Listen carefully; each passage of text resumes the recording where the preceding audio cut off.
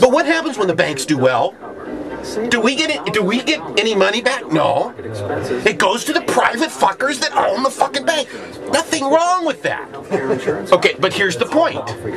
The point when we arrived to what I call the age of light. That point is the point where we create new money. Now, when we create this new money, you might normally think, oh my gosh, if you create a new money that wipes out my old money, then I'm poor. But guess what? It's all relative. Because if I create this new money and it reduces the value of the dollar by half, by the way, it's going to have more impact on the dollar because it's a reserve currency, but it's going to have impact on every currency. Do you follow me? And a reserve currency being, it's the one that people choose that say, I don't trust currencies, but if I'm going to trust any of them, it's been the dollar. But then our spending has changed that. So you're trusting in a political construct that may be bankrupt, but let's get beyond that. Okay, and that is simply that if all the currencies go down by half, it used to be that I could pay a premium of the 50 billion that all the companies in the world add up to. If I got all the companies in the world that are out there, it's about 50-something billion. I could give them a premium and pay them like 75 billion for all the companies in today's dollars. I could probably buy all the oil in the ground for another 20, I'm sorry, not billion, trillion. I slipped a digit there. Trillion, you got to get used to trillions. 75 trillion, you get all the companies. And you paid out all the owners of the companies a good bounce. You said, I'm going to give you much more than they're worth. Because I want to own them all. But then here's the thing. The crazy thing is that money is just an idea.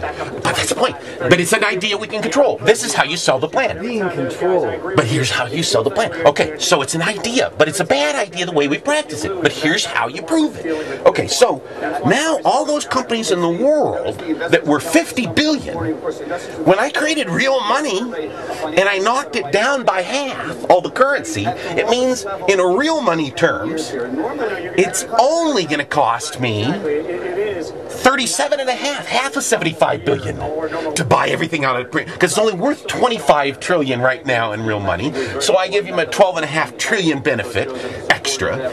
In your money, it's all irrelevant.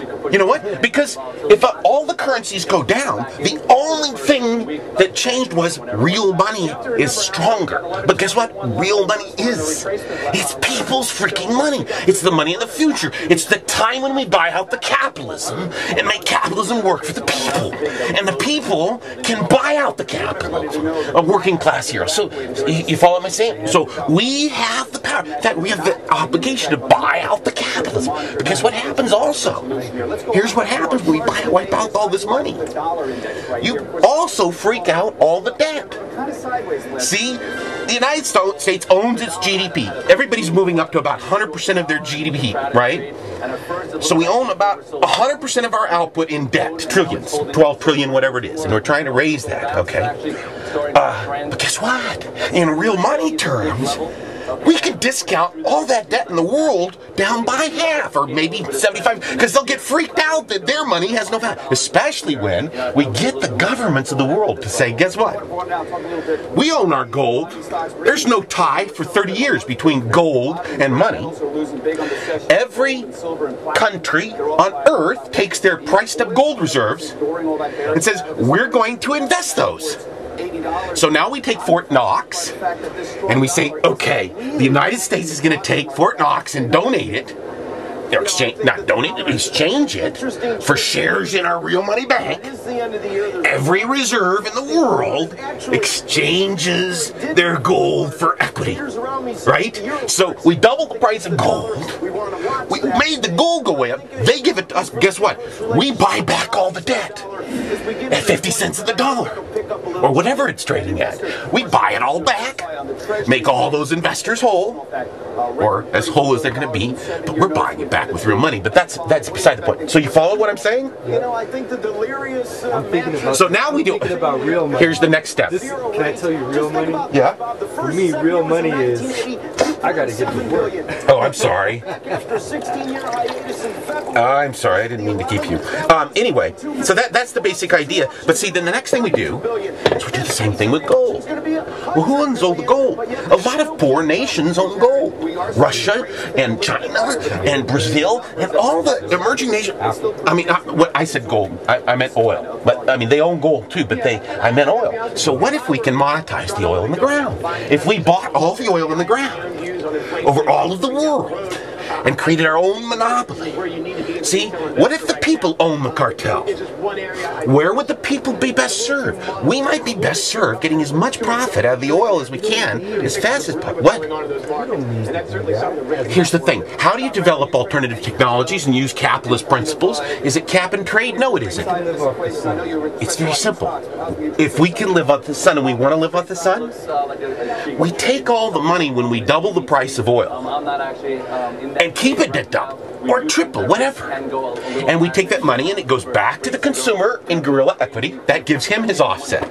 He has to pay more at the pump, but guess what? Every time he's getting cash in his pocket that's building up a basis on the future of the earth. And this is the biggest IPO in the planet's history. You see, so you follow what I'm saying? So that balances it. And so we raise the price of oil. And guess what? The relative value of alternative energy, all of a sudden gets much more cost effective. And we drive it, and it drives and drives, and then all of a sudden we keep the oil in the ground. And guess what? We might have to have $100 trillion write-off because we invented technology that wiped out our oil business. What would we, the people on Earth, do with that problem? But you see, we can't solve that problem now because everybody's on a different side of the issue, right? There's oil producers and gas producers. See, if we owned all the gas and all the oil and all the coal and everything, you know, the simplest thing to do is, if you don't have clean coal and don't have it on the rise, is shut down the coal mines and use the abundant gas. But see, we can't do that now because people own coal mines, right? And so those guys are going to lobby against you shutting down their coal mine, and then the utilities that use coal are going to lobby, and you know, over time you're going to move the needle, but not as fast as you make it an economic decision right away that says, let's economically price coal to make it pay for its dirtiness. If we own all the coal and all the mines and all the utilities that use them, we should be able to make any decision we want, right? Anyway, sorry. No, you're right. It's going to happen. It's happening. Everything you're saying is happening in ways, in different ways. It just feels like eventually, once we face our ultimate end, I mean, well, I guess I feel the obligation. If it's as simple as, did I describe it simply? Like that there's a business plan that could create a new money? An enlightened capitalism. It's like an enlightened type of capitalism. Well, no, it's like a revolution. That's why I call it guerrilla capitalism. It's a revolution of capitalism, but it's when people take capitalism in their own hand on the internet as a social network and buy the fuck out of the world with a new plan. That will work on the computer. Yeah, well, that's all. It's all like a virtual. It's all here. Your money doesn't go anywhere. Your money goes to the computer. That's real money. It's virtual. And by the way, it's traceable. So in not too distant future, you'd have cards, and the only way you'd have money is traceable. Guess what? I'm going to wipe out the Godfather. Because guess what? When all the money's traceable, how are you going to sell illegal drugs? That's true. Let's face it. The money's traceable. I mean, they'll find ways. They might like trade prostitution for drugs, but it's going to they'd have to get into a bartering system. What's that? The money is traceable now. Strip that they put in. Well, this thing I'm calling real money would be traceable by transaction, because all it would be is like an account that you would hold, and you would like move it in and out of the account. And every time you moved it in and out, we know who you bought from, and that's how we knew who to give you stock for. What if one of the computers mixed up the numbers? Well, that's why we have to spend a lot of money on a huge bank of computers. We'll blow up the economy just building the computers we need. See you later. The biggest losers of the men that lost $85 billion the personal wealth, they all work at the same company. Powerline says, I'll be back in just a moment.